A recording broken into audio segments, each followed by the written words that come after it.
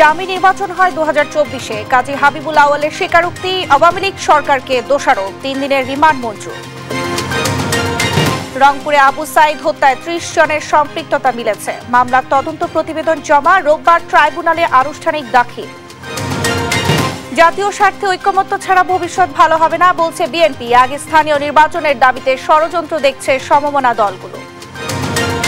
প্রতারক চক্রের ফাঁদে এনসিপি নেত্রী মিতু, বলছে দুদক ঘুষ দাবির অনুসন্ধান শুরু। 21 বিসিএস কর্মকর্তার বিরুদ্ধে অনুসন্ধান। এবং নীরবতা ভেঙে প্রকাশ্যে খামেনি, ওয়াশিংটনের গালে তেহরানের চপেটাঘাত। ইসরায়েলের বিরুদ্ধে ঐতিহাসিক জয়ের দাবি।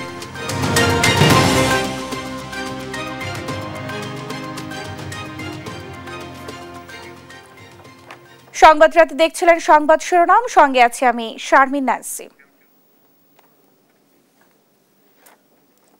এবারে থাকছে বিস্তারিত। সাবেক প্রধান নির্বাচন কমিশনার কাজী হাবিবুল আউয়ালকে 3 দিনের রিমান্ড দিয়েছে আদালত। দুপুরে তাকে আদালতে হাজির করে পুলিশ 10 দিনের রিমান্ড চাইলে শুনানি শেষে 3 দিনের রিমান্ড মঞ্জুর করে আদালত। জেরার মুখে 2024-এ ডামি নির্বাচনের কথা স্বীকার করেন তিনি, তবে দায় চাপান রাজনৈতিক নেতৃত্ব ও তৎকালীন আওয়ামী লীগ সরকারের উপর। তন্দ্রা তারুণের প্রতিবেদন। আওয়ামী লীগের দলীয় ও একই দলের স্বতন্ত্র প্রার্থীদের মধ্যে 2024 সালে নির্বাচন করে আমি ডামি ভোট উপাধি পাওয়া কাজী হাবিবুল আউয়ালকে বৃহস্পতিবার দুপুর 1:30টার দিকে নিয়ে আসা হয় আদালতে। বুধবার গ্রেপ্তারের সময় সাদা শার্ট পরিহিত হাবিবুল আউয়াল এদিনও একই পোশাকে হাজির হন কোর্ট চত্বরে। তার মাথায় ছিল হেলমেট, মুখে ছিল বিষণ্ণতার ছাপ। 10 দিনের রিমান্ড প্রার্থনা করে এদিন দুপুর 2টার দিকে তাকে তোলা হয় এজলাসে। এ সময় প্রায় 10 মিনিট জেরার সম্মুখীন হন হাবিবুল আউয়াল। এ সময় দ্বাদশ সংসদ নির্বাচনকে বিতর্কিত বলে স্বীকার করে নেন হাবিবুল আউয়াল। শুনানিতে আসামি পক্ষের আইনজীবী হাবিবুল আউয়ালকে অসুস্থ ও নির্দোষ দাবি করে তার জামিন আবেদন করেন। দুই পক্ষের যুক্তিতর্ক শেষে আদালত কাজী হাবিবুল আউয়ালের 3 দিনের রিমান্ড মঞ্জুর করে। প্রহসনের নির্বাচন আয়োজন করে তিনি শপথ ভঙ্গ করেছে সে প্রশ্ন করা হয় সাবেক এই সিইসি কে। সরকারি কর্মকর্তা তার বক্তব্য রেখে উভয় বক্তব্যের পরে তার বিরুদ্ধে 10 দিনের রিমান্ড প্রার্থনা করা হয় তদন্তকারী কর্মকর্তার পক্ষ থেকে। সেখানে 3 দিনের রিমান্ড মঞ্জুর করে বিজ্ঞ আদালত তাকে জিজ্ঞাসাবাদ করার জন্য তদন্তকারী কর্মকর্তাকে অনুমতি প্রদান করেন। হাবিবুল আউয়াল তার বক্তব্য রাখার সময় সে স্বীকার করেছে যে ওই নির্বাচনটা ডামি নির্বাচন ছিল এবং সেও স্বীকার করেছে যে ওই নির্বাচনটা প্রহসনের নির্বাচন ছিল। গেল রোববার বিএনপির করা মামলায় এ পর্যন্ত 2 জনকে গ্রেপ্তারের পর রিমান্ডে নিল পুলিশ। মামলার মোট আসামি 24 জন। তন্দ্রা তারুণ্য, দেশ টিভি, ঢাকা। 2014, 2018, 2024 সালের জাতীয় সংসদ নির্বাচন ঘিরে বিভিন্ন অনিয়ম, দুর্নীতি ও প্রশাসনের ভূমিকা নিয়ে ওঠা অভিযোগের তদন্ত এবং ভবিষ্যতে সুষ্ঠু নির্বাচন অনুষ্ঠানের লক্ষ্যে 5 সদস্যের সুপারিশ প্রণয়ন কমিটি গঠন করেছে অন্তর্বর্তী সরকার। বৃহস্পতিবার মন্ত্রিপরিষদ বিভাগ থেকে এই সংক্রান্ত প্রজ্ঞাপন জারি করা হয়েছে। হাইকোর্ট বিভাগের সাবেক বিচারপতি শামীম হোসাইনকে সভাপতি করে এই কমিটি গঠন করা হয়েছে। প্রজ্ঞাপনে উল্লেখ করা হয়, বিগত 3টি জাতীয় সংসদ নির্বাচন নিয়ে দেশে বিদেশে ব্যাপক সমালোচনা হয়েছে এবং এসব নির্বাচনে নানা কৌশলে জনগণের ভোট প্রদানের অধিকার ভুলুণ্ঠিত করে সাজানো প্রক্রিয়ায় ক্ষমতাসীন আওয়ামী লীগকে নির্বাচিত করার জোরালো অভিযোগ রয়েছে।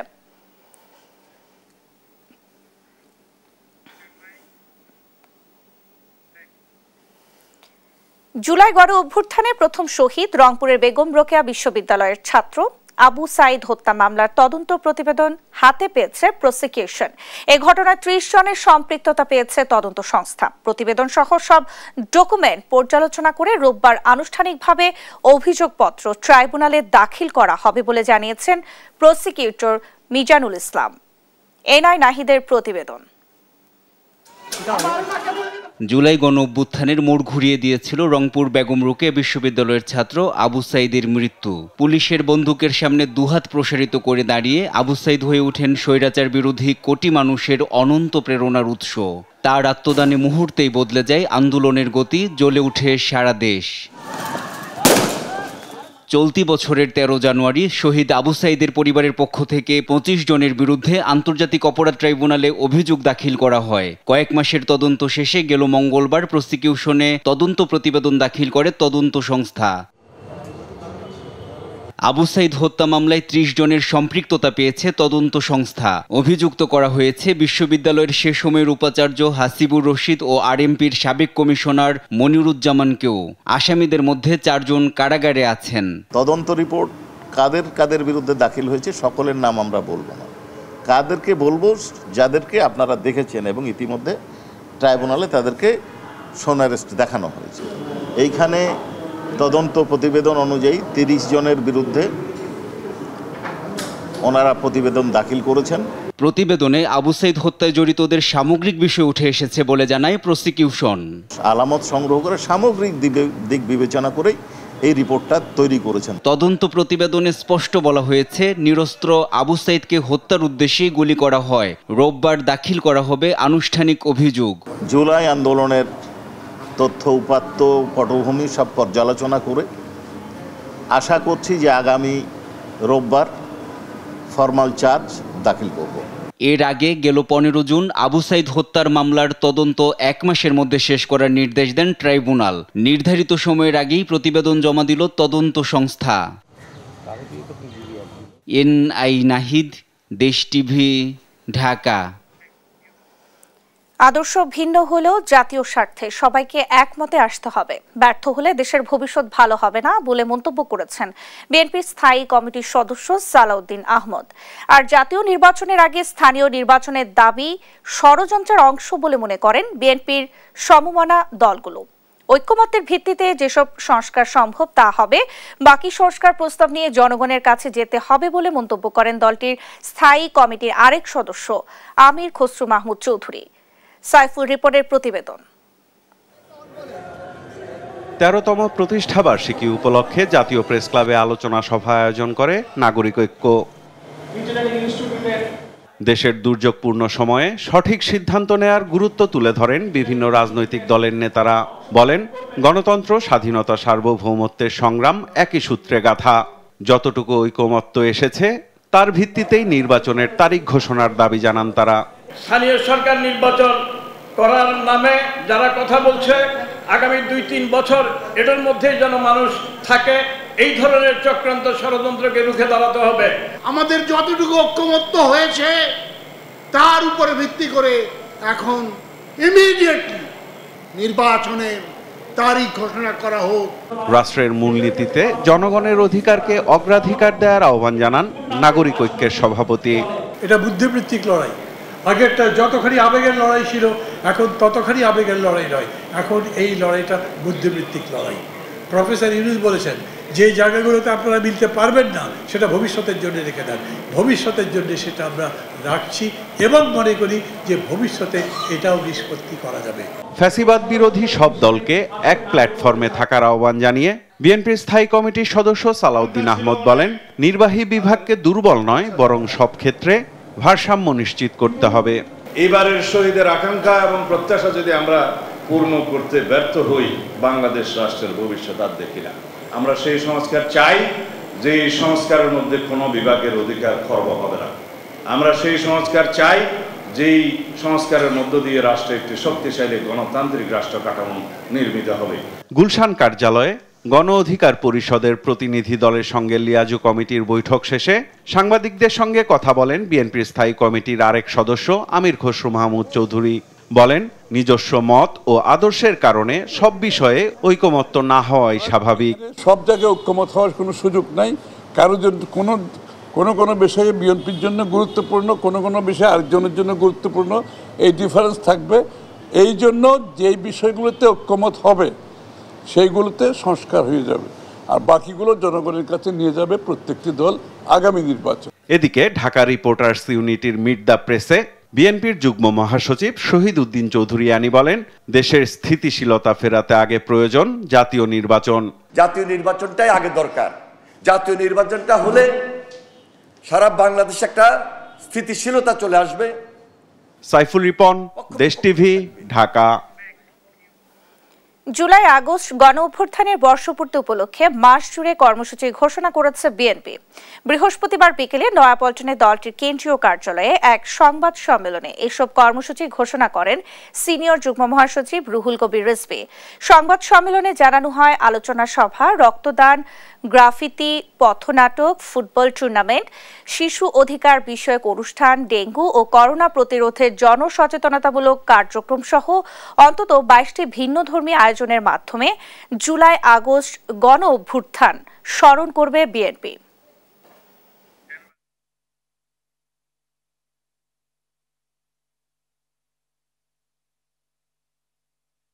পাঁচই আগস্ট এবং জুলাইয়ের ছাত্র জনতার আত্মদানের স্মরণে আমরা 30শে জুন রাত্রি 12টা 1 মিনিটে জাতীয়তাবাদী ছাত্র দলের তাদের আয়োজনে আলোয় আলোয় স্মৃতি সমুজ্জ্বল নামে শহীদ মিনারের প্রাঙ্গণে মোমবাতি প্রজ্বলন করা হবে।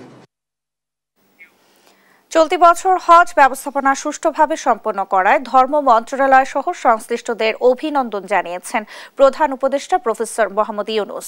একই সঙ্গে আগামী বছরের হজ ব্যবস্থাপনা যেন নির্বিঘ্ন হয় সে প্রস্তুতি এখন থেকে শুরু করার নির্দেশনাও দেন তিনি। প্রধান উপদেষ্টার বাসভবন যমুনায় ধর্ম মন্ত্রণালয়ের প্রতিনিধি দলের সঙ্গে বৈঠকে এই নির্দেশনা দেন প্রধান উপদেষ্টা। ইতোমধ্যে আগামী বছরের হজের রোড ম্যাপ প্রকাশ করায় সন্তোষ প্রকাশ করে তিনি বলেন, এবছর ছোটখাটো যেসব ত্রুটি ধরা পড়েছে সেগুলো চিহ্নিত করে যথাযথ পদক্ষেপ নিতে হবে। আগামী বছর যারা হজে যেতে ইচ্ছুক তারা যেন এখন থেকে লাভবাইক অ্যাপ ব্যবহার করে প্রয়োজনীয় সহায়তা পান সে বিষয়ে ব্যবস্থা নেওয়ার নির্দেশ দেন প্রধান উপদেষ্টা। দেশের সব সরকারি প্রতিষ্ঠানের ভবনের ছাদে সোলার প্যানেল বসিয়ে সৌর বিদ্যুৎ উৎপাদনের উদ্যোগ নিতে সংশ্লিষ্টদের নির্দেশ দিয়েছেন প্রধান উপদেষ্টা ডক্টর মোহাম্মদ ইউনূস। প্রধান উপদেষ্টার সরকারি বাসভবন যমুনায় জাতীয় রুফটপ সোলার কর্মসূচি শীর্ষক বৈঠকে দ্রুত এই কর্মসূচি বাস্তবায়নের জন্য নির্দেশ দেন তিনি। এই প্রক্রিয়ায় সরকারি স্কুল, কলেজ, মাদ্রাসার ক্ষেত্রে বিদ্যুৎ ব্যবহারের জন্য কোনো বিল পরিশোধ করতে হবে না এবং সৌরবিদ্যুৎ উৎপাদন কাজে ব্যবহৃত ছাদের জন্য প্রতিষ্ঠানগুলো ভাড়া পাবে বলেও আলোচনা করা হয়। বৈঠকে বিদ্যুৎ, জ্বালানি ও খনিজ সম্পদ উপদেষ্টা ফজলুল কবির খান সহ অন্যরা উপস্থিত ছিলেন। ভারতের সঙ্গে সম্পর্ক পুনর্বিন্যাস চলছে বলে জানিয়েছেন পররাষ্ট্র উপদেষ্টা মোহাম্মদ তৌহিদ হোসেন। বিকেলে লন্ডন সফর নিয়ে প্রশ্নের জবাবে তিনি এই কথা বলেন। এ সময় তিনি বলেন, সফরে রোহিঙ্গা ফেরানো নিয়ে ফলপ্রসূ আলোচনা হয়েছে। প্রধান উপদেষ্টার মালয়েশিয়া সফর নিয়ে প্রস্তুতি চলছে জানিয়ে তিনি বলেন, ইরান থেকে দেশে ফিরতে চায় এমন 16 জন দেশে ফিরবে। সত্যটাকে বরং স্বীকার করি যে পূর্ববর্তী সরকারের সাথে ভারতের যেরকম ঘনিষ্ঠ সম্পর্ক ছিল, ভারত যেরকম সম্পর্ক প্রতিষ্ঠা করেছিল, আমাদের সাথে বর্তমান সম্পর্ক ঠিক ওই রকম নেই। কাজে এটাকে আমি রিঅ্যাডজাস্টমেন্ট করছি, এটাতে আমরা ডিটেলস বরং না যাই। দুদকের বিরুদ্ধে এনসিপি নেতা হাসনাত আব্দুল্লাহর ঘুষ দাবির অভিযোগের বিষয়ে অনুসন্ধান শুরু হয়েছে বলে জানিয়েছেন মহাপরিচালক আক্তার হোসেন। বলেন, এনসিপি নেত্রী মাহমুদা মিতু প্রতারক চক্রের ফাঁদে পড়েছেন। প্রকৃত ঘটনা উন্মোচন হলে ভুল বুঝতে পারবেন হাসনাত। এদিকে 29তম বিসিএস এ প্রভাব খাটিয়ে চাকরি পাওয়া 21 জনের বিরুদ্ধেও অনুসন্ধান শুরু করেছে সংস্থাটি। ফজলে আদিত্যের রিপোর্ট। স্বাধীন বাংলাদেশে দুদকের চা খাওয়ার বিল 1 লাখ টাকা। সম্প্রতি জাতীয় নাগরিক পার্টি এনসিপির দক্ষিণাঞ্চলের মুখ্য সংগঠক হাসনাত আব্দুল্লাহর এমন একটি ফেসবুক পোস্ট লিখে অভিযোগ করেন সামাজিক যোগাযোগ মাধ্যমে, যা নেট দুনিয়ায় মুহূর্তে ভাইরাল হয়ে যায়। সেখানে বলা হয়, এনসিপি নেত্রী ডাক্তার মাহমুদা মিতুর কাছ থেকে দুর্নীতির অভিযোগ থেকে অব্যাহতির জন্য মোবাইলে অর্থ দাবি করেন দুদকের ডিজি আক্তার হোসেন পরিচয়ে। এই বিষয়ে সংবাদ সম্মেলনে মহাপরিচালক জানান, এনসিপি নেত্রী মাহমুদা মিতু প্রতারক চক্রের ফাঁদে পড়েছেন। একই নাম্বারের মাধ্যমে অর্থ দাবির ঘটনায় 4টি জিডি করা হয়েছে। এই ঘটনার অনুসন্ধান চলছে। দুদকের কারো সংশ্লিষ্টতা মিললে কঠোর ব্যবস্থা নেওয়া হবে বলে সাফ জানিয়ে দেন এই মহাপরিচালক। জনাব হাসনাত আব্দুল্লাহ গণমাধ্যমে বা ওনার সোশ্যাল মাধ্যমে ব্যবহার করে তুলে এনেছেন যে বিষয়টি, এই বিষয়ের উপরে আমরা অনুসন্ধানও করছি। অনুসন্ধানের সিদ্ধান্ত গৃহীত হয়েছে। এই প্রক্রিয়ার সাথে যদি দুদকের কোনো পর্যায়ে কোনো কর্মকর্তার কোনো ধরনের সংশ্লিষ্টতা পাওয়া যায়, তাদেরকেও আইন আমলে আনা হবে। এদিকে 29তম BCS এর চূড়ান্ত ফলাফল ও গ্যাজেট প্রকাশের প্রায় 13 মাস পর নিয়ম বহির্ভূতভাবে ক্যাডার হিসেবে বিভিন্ন দপ্তরে 21 জনকে পদায়ন করা হয়।